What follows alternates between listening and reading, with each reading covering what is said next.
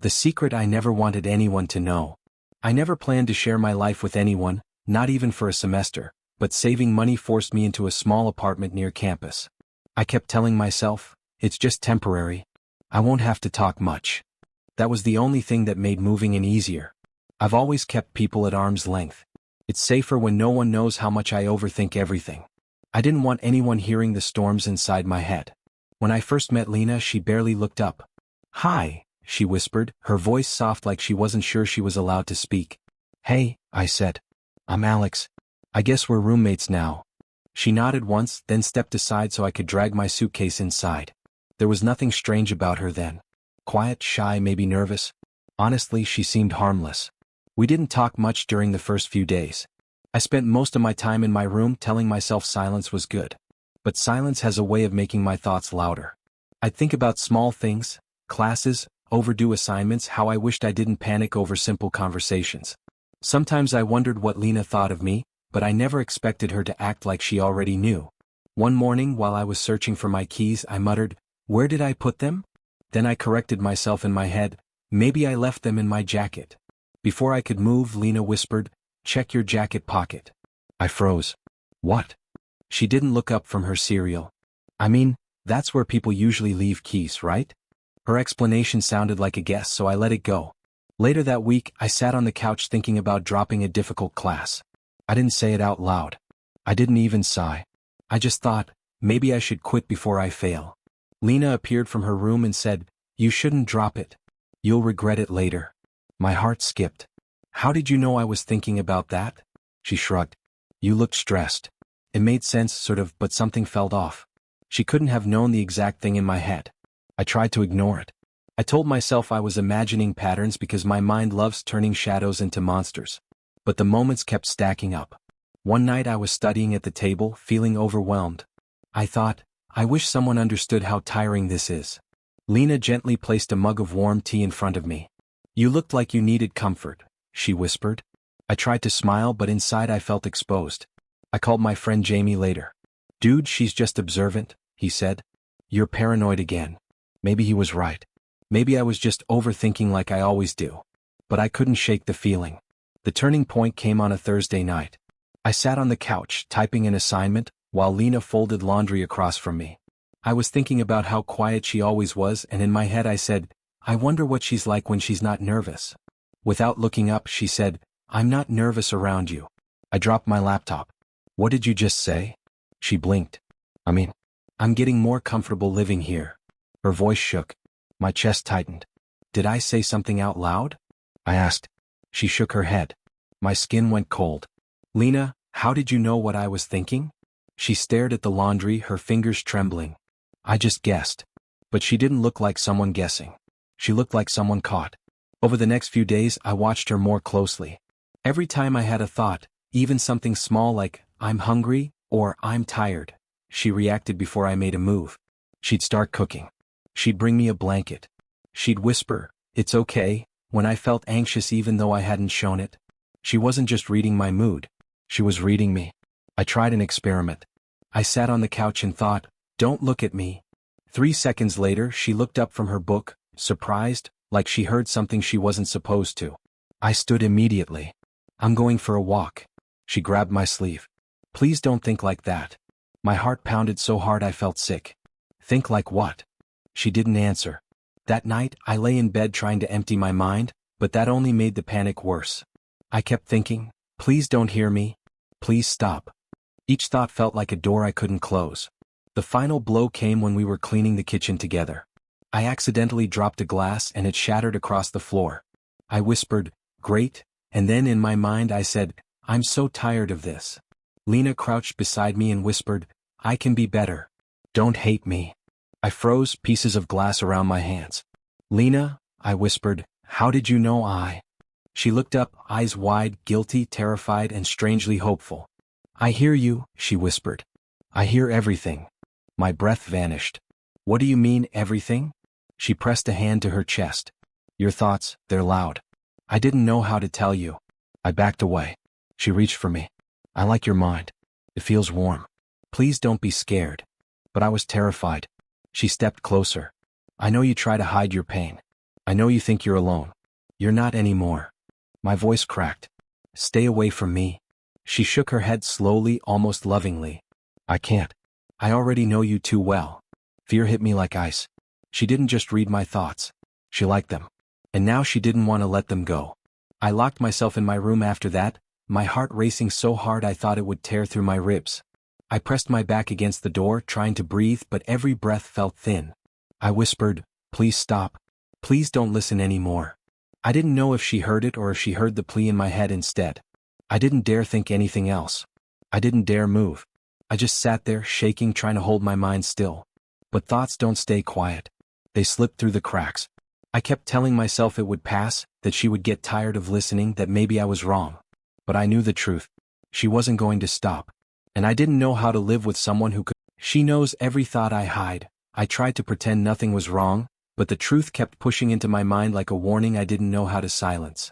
The morning after Lena told me she could hear my thoughts, I walked into the kitchen acting normal. She was already there, humming softly while making eggs. I didn't say a word.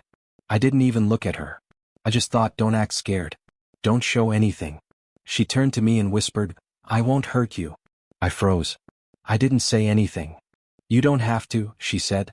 I sat down and pushed my plate away. "We need space." Her eyes softened. "I'm sorry. I didn't mean to scare you." I hadn't spoken a single word about fear. My throat tightened. "Lena, you can't keep doing this." "I'm trying," she whispered. "But you think so loudly." I stood up. "Please stop saying stuff like that." She nodded, but the hurt in her face made something twist in my chest. I didn't want to feel guilty. I just wanted my mind back. Later that day at campus, I tried to clear my head. I kept repeating, "She can't follow me here. She won't." But when I walked out of class, there she was by the hallway. "Oh, hey," I said. "Did you need something?" "No," she said softly. "I was just passing by." "I don't take this hallway on Thursdays," I blurted out. She blinked. "I thought maybe you changed your schedule." I didn't believe that for a second. I said nothing, but inside I thought, "Please don't follow me again." She flinched like the thought physically hit her. "I'm not stalking you," she whispered. I rubbed my forehead. "I didn't say that." "You thought it." I felt a wave of panic. "Lena, stop this. Please." She stepped back, tears gathering. "I didn't want this. I just wanted to understand you." I didn't know what to say. I walked past her. I didn't want to run. Running felt like admitting she scared me. I tried to get help the only place I could. "Jamie?" He saw me sit across from him at the cafe and said, "Man, you look like you haven't slept in 3 years." I leaned closer. "Jamie, I swear she hears my thoughts." He blinked. "You mean like, metaphorically?" "No. Literally." He laughed. "Dude, you're stressed. You always get like this during midterms." "I'm serious." "Then maybe she's just good at reading you. She answers things I never say out loud. She shows up everywhere." "Coincidence?" he said. "She's quiet, not psychic." I wanted to shake him. "I'm telling you." "Look," he said, "take a break, get out of your head. You overthink. You always have." I pressed my hands against my temples. "This isn't overthinking." He sighed. "Just talk to her calmly. Boundaries or whatever." I wanted advice, not denial. But Jamie never took anything seriously unless it punched him in the face. When I got home, Lena was sitting on the floor in the living room organizing my scattered notes. I dropped my bag. "What are you doing?" She looked up nervously. "You like your notes color-coded. I thought it might help." "I never told you that. You thought it last week while studying." My heart pounded. "Lena, stop going through my stuff." "I was trying to help," she whispered. "You're crossing every line." She lowered her head. "I just want to make your life easier. You think you're alone in everything. You don't have to be." I swallowed hard. "I need space." She looked up quickly. "I know. I'm sorry. I'll back off." She said the words fast, too fast, like she heard them forming before I spoke. I turned away and muttered, "This is insane." Her voice shook. "I don't want to lose you." "You don't have me," I said. She flinched, gripping her sleeves. I didn't know if she felt my anger or heard it. The next morning I went to make coffee, only to find breakfast already set out. Toast, eggs, fruit, everything exactly how I'd make it for myself. I sighed. "Lena, you don't have to do this." "I know you like soft eggs," she said. "You think about it every morning. Stop listening to my thoughts." "I'm trying." I sat down slowly. Then try harder. She bit her lip. I'm sorry. I didn't respond. I needed quiet. I needed my own head. While I ate, I thought about a childhood memory, a random one, about how I used to hide under my blanket during storms, pretending I was somewhere else. Lena whispered, "You don't have to hide like that anymore." The fork slipped from my hand. "How do you know about that?" Her expression softened. "Because I feel your fear when you remember things." "That's not normal." She nodded slowly. "I know." I wanted to scream. "You don't understand how scary this is." "I'm not trying to scare you," she whispered. "I just want to be close to you." "You're too close." She stepped back. "I'm sorry. I don't want to lose the only person who doesn't hate me." My anger cracked for a moment. "I never said I hated you." "You thought it once," she whispered, "right after I told you the truth."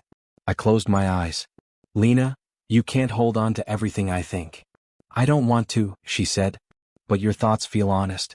I like them." "That doesn't make this okay."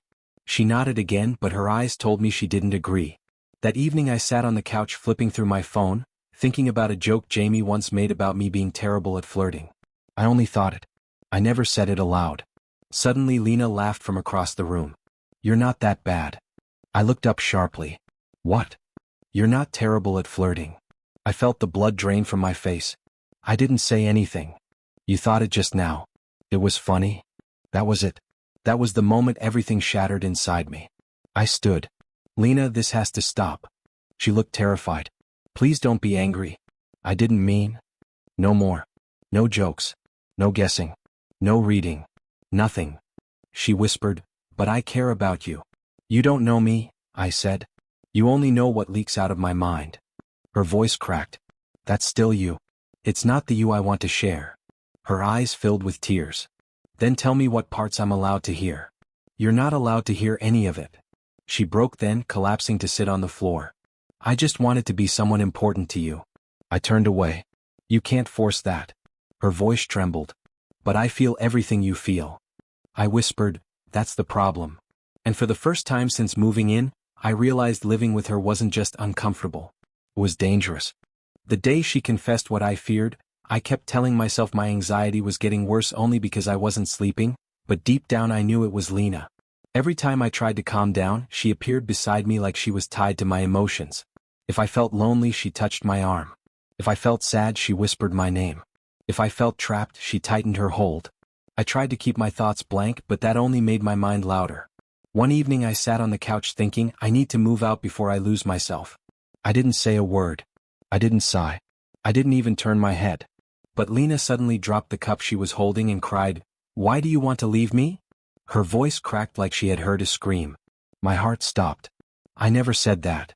"You thought it," she whispered. I stood up fast. "Lena, stop. You can't just listen whenever you want."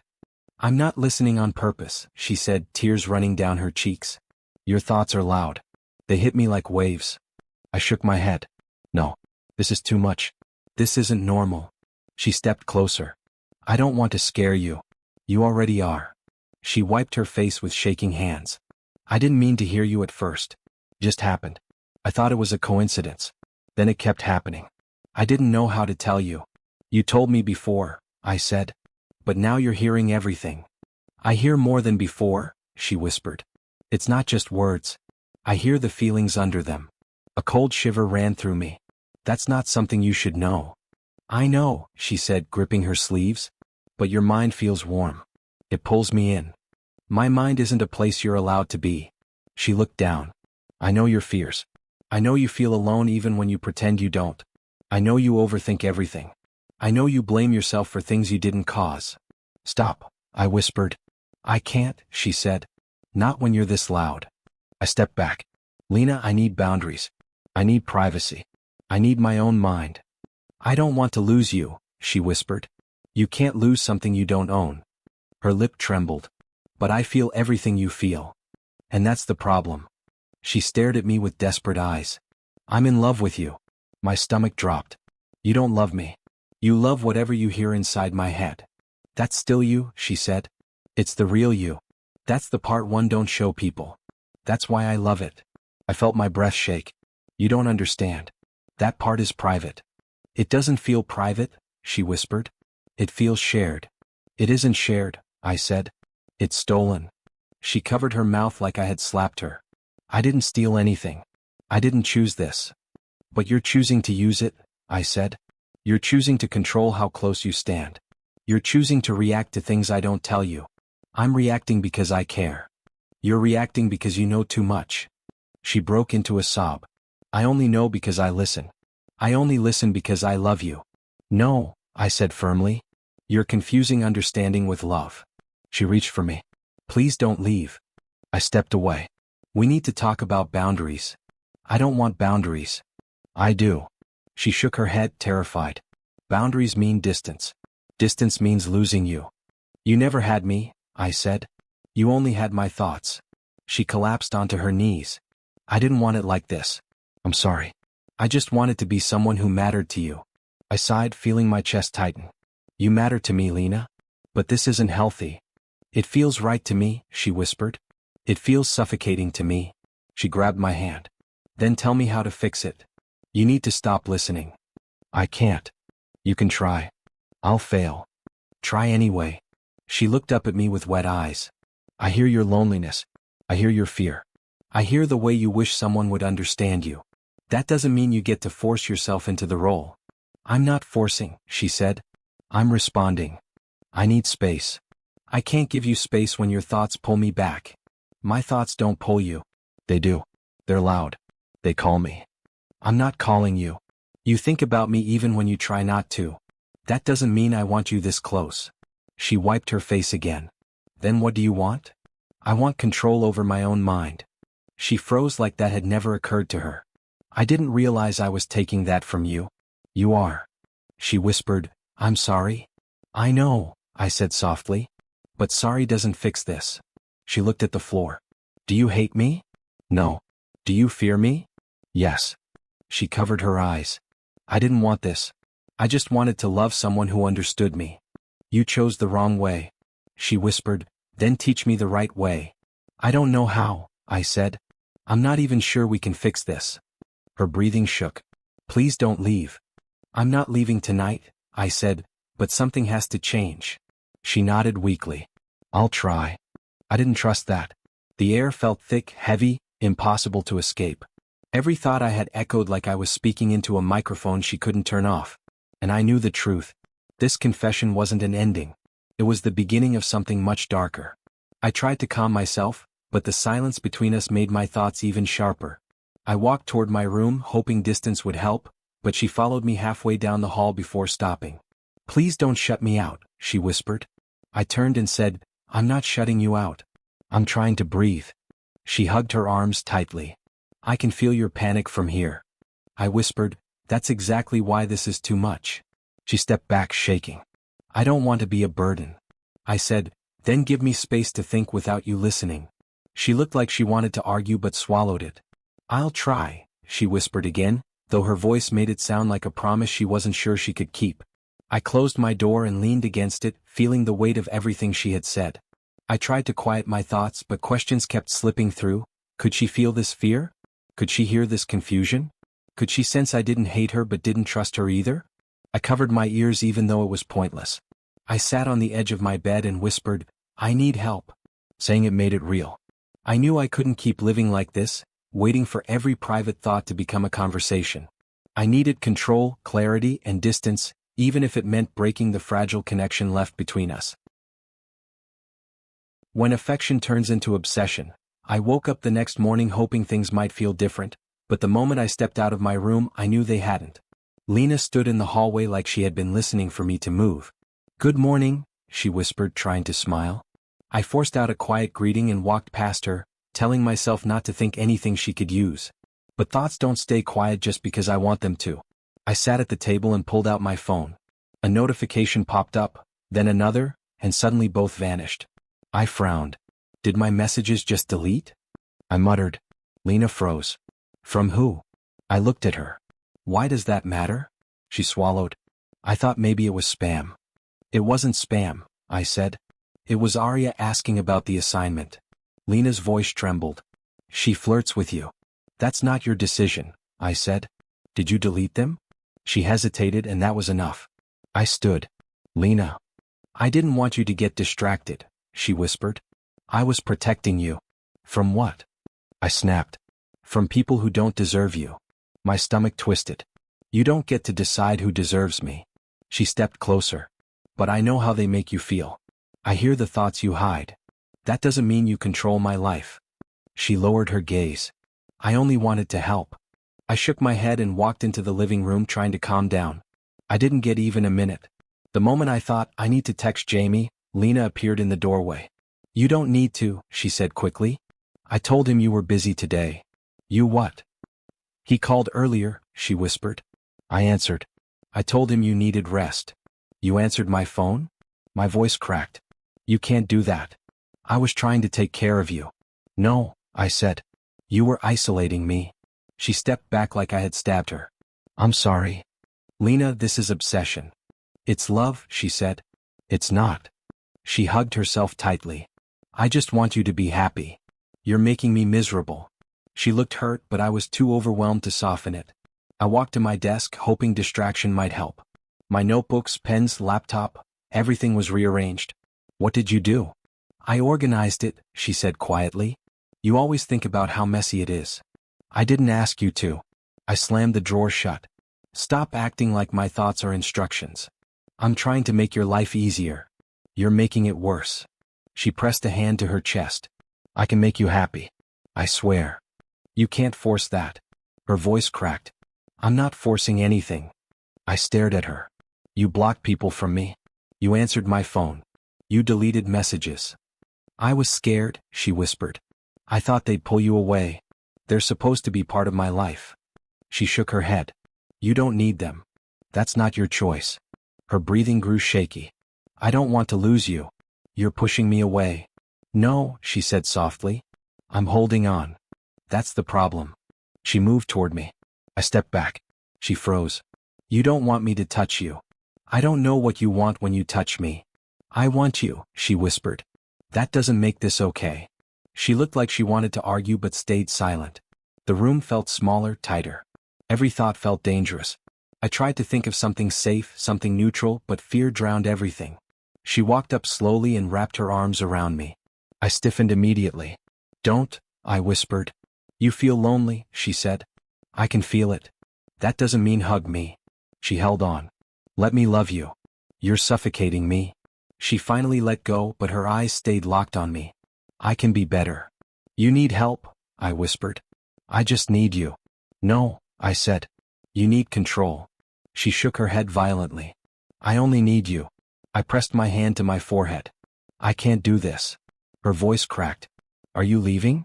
I didn't answer. I only thought it. I want my life back. Just the sentence. Just the quiet, desperate truth I had tried not to admit. Lena's face changed instantly. Her expression hardened like ice crawling over her skin. Your life back, she whispered. I swallowed. Lena. You'd leave me, she whispered. After everything I've given? I didn't ask for any of this. You needed it, she said. You needed someone who understood you. I needed privacy. You needed love. I shook my head. Not like this. Her eyes darkened. You think you can walk away? I think I have to. She stared at me with something breaking behind her eyes. Then you never cared. I tried, I whispered. I really tried. She pressed a hand to her chest like she was holding something in. I heard your fear. I heard your sadness. I heard the way your mind reached for comfort. That doesn't belong to you. It does now, she whispered. No, I said. It never did. She took one slow step back. I thought I was the only one who made you feel understood. You made me feel trapped. Her breathing grew sharp. I gave you everything. And you still want to leave. I want my life back, I whispered, hoping she couldn't hear the panic underneath. Something shattered in her expression. Then maybe I should stop trying to protect you, she whispered. Maybe you don't deserve it. I stepped forward. Lena, don't do anything. But she turned away, whispering something too soft to hear. The room felt colder. Heavier. I watched her walk into her room and shut the door slowly, like she was sealing something inside. For the first time since moving in, I felt real fear, not of her ability but of what she might do with it now. Whatever broke inside her that night. I knew it wasn't going to stay quiet. I backed into the living room and sat down, trying to breathe. I kept repeating to myself that she wouldn't hurt me, that she was just overwhelmed, but even those thoughts felt risky. What if she heard every shaky word echoing through my mind? What if she twisted them again? I whispered, I need to think, but thinking felt dangerous too. Every sentence felt like a blade she could grab. I pressed my hands together and tried to steady my breathing. The apartment felt smaller with her behind that door, listening or crying or breaking. I didn't know which terrified me more. I thought about calling Jamie, but then I remembered she might hear it forming and stop me again. I felt completely alone, trapped between silence and danger. All I wanted was one moment where my mind belonged only to me. The breaking point I never saw coming. I spent the whole night telling myself I would leave in the morning. I told myself I would pack quietly, move quickly, and escape before Lena even woke up. But the moment I opened my closet and thought I should take the small bag, I heard her voice from the hallway. Don't, she whispered. I froze with my hand on the handle. Lena, go back to sleep. You're leaving, she said. You're leaving me. I swallowed hard. I didn't say that. You thought it loud enough to wake me. I grabbed the bag anyway. I need space. Real space. She stepped into my doorway, her eyes red and wide. You promised you wouldn't abandon me. My stomach flipped. I never said that. You thought it, she whispered. You said you would stay until I felt safe. That wasn't a promise. It was pity. She flinched like I had hit her. I don't want pity. I want you. Lena, move.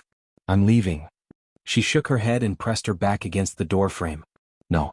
You'll disappear like everyone else. I'm not everyone. You will be, she whispered. Everyone leaves me. Please, I said. Let me go. She blocked the door with both hands. If you walk out that door, you'll never come back. That's not true. It is, she said. I can hear it. I set the bag down. Lena, you can't trap me here. I'm not trapping you, she said, voice breaking. I'm begging you. I can't stay like this, I whispered. I can't breathe here. You're lying, she said. You feel calm around me. I feel it. That's not calm, I said. That's fear. She shook violently. No. You care about me. I heard it. That night you thought, I don't want her to be alone. That wasn't a promise. Yes, it was, she said. You meant it. I tried stepping around her, but she grabbed my wrist. Don't leave. Lena. Please, she cried. Don't leave me. You said you wouldn't. You said you understood me. You said you wouldn't be like the others. I never said that out loud. But you thought it. And your thoughts are the truest version of you. Thoughts aren't consent, I snapped.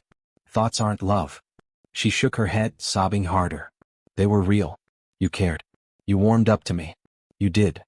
I wanted peace, I whispered. You are my peace, she said. You're the only person who didn't hate me. I never said I didn't hate you. You never thought it, she whispered. Not once.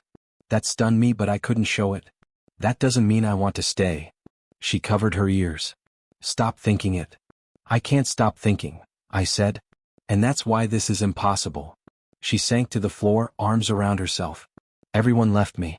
My parents. My friends. Even Eli stopped talking to me. You're all I have. That's not my fault. But you can fix it, she whispered. You can stay. I pulled my wrist from her grip. Move. No. Move, Lena. She shook her head violently. If you leave, I'll break. You won't, I said. You're stronger than you think. No, I'm not, she whispered. I hear everything people think about me. Every ugly thing. Every fear. Every lie. And I heard you. You were different. You were gentle. That doesn't mean you can own my life. She grabbed my arm again desperately. I'm not owning you. I'm keeping the only person who didn't hurt me. You're hurting me now. She froze like the words pierced her. I don't want to hurt you. Then let me go. Her grip tightened. Don't say that. Let me go, Lena. She shook her head so hard she almost fell. No, I can't. I won't let you. Lena. She screamed, don't leave. I jumped back. She reached for me again, but her hand slipped on the floor and she crashed into the dresser. Something clattered, maybe her elbow hitting the corner, and she collapsed, crying out in pain. Lena. I knelt beside her. What happened? She held her arm, shaking. I didn't mean to, I didn't. I tried to touch her shoulder, but she jerked away. Don't pity me. I'm trying to help you. You're trying to leave, she whispered. Just like them. I'm not them. You are, she sobbed. You're already thinking about running? I heard it all night. I heard the moment you decided. I heard the moment you packed. I heard you say you were done with me. I didn't say it, I whispered. You thought it, she said. And your thoughts hurt more than their words ever did. I'm scared, Lena. I'm scared too, she cried. I don't know how to turn this off. I don't know how to stop feeling everything you hide. I don't know how to stop loving you. I felt my chest tighten. I don't know how to help you. Stay, she whispered. Just stay. One more chance. One more night. One more day. Anything. I don't know if I can. She grabbed my shirt with her uninjured hand. I'll change. I'll be quiet. I'll leave you alone. I'll do anything. Please. Lena. Please don't be the next person who walks away. Before I could answer, a shout came from outside. Hey. Is everything okay in there? It was Evan, the neighbor. His voice carried through the thin walls. I heard something fall. Lena's eyes widened in panic, and everything in the room went still. I held my breath, wondering if Evan would knock again. Lena covered her mouth, terrified he might come inside. Don't let him in, she whispered. I'm not, I said quietly. She blinked at me, confused. You're not. I'm trying to get through this, I said. She let out a shaky breath. Then stay. Please. I can't promise that. Her eyes widened. You're still leaving. I don't know what I'm doing, I whispered. I'm scared. I'm overwhelmed. I'll stop, she begged. I'll try. I'll stay in my room. I'll give you silence. That's not a solution. It's all I have, she whispered. I looked at her injured arm. We need ice. No hospitals, she said quickly. Then let me help. She nodded. I grabbed an ice pack and placed it on her arm. She flinched but stayed still. You don't have to leave, she whispered. Not tonight. I don't know. Then just don't go yet, she said. Just stay long enough for me to breathe. She looked so shattered that guilt and fear twisted inside me until I couldn't tell them apart. I didn't answer. I just sat there holding the ice while her tears soaked the floor. The room felt heavy with everything unsaid between us, every fear I couldn't hide and every hope she clung to. I didn't know what tomorrow would bring, but I knew this moment was tearing us apart. Her silence, and my final choice. I didn't move when Evan shouted through the wall. For a second, I hoped he would just walk away, but the knock that followed was firm and worried. Hey, is everything okay? That sounded bad. I looked at Lena. She shook her head violently. Don't let him in, she whispered. Please. I opened my mouth to answer, but she grabbed my wrist. If he sees me like this, he'll tell someone. They'll take me away. I whispered back. You need help. I need you, she said. Please. Evan knocked again. I'm coming in if you don't answer. I took a shaky breath. I'm okay. I called out. Just dropped something. You sure? He asked. Yes, I said. We're fine. After a long pause, his footsteps faded. Lena sagged against me, crying into her sleeve. Thank you. I didn't do it for you, I said quietly. I did it because I panicked. She nodded slowly. I know. The room felt suffocating. I picked up her ice pack again and held it against her arm. She winced but didn't pull away. Lena, I whispered, you scared me tonight. You scared me too. That's not how this should work. She looked at me with trembling eyes. What's going to happen to us? I don't know. We sat in silence until she whispered, please don't think about leaving again tonight.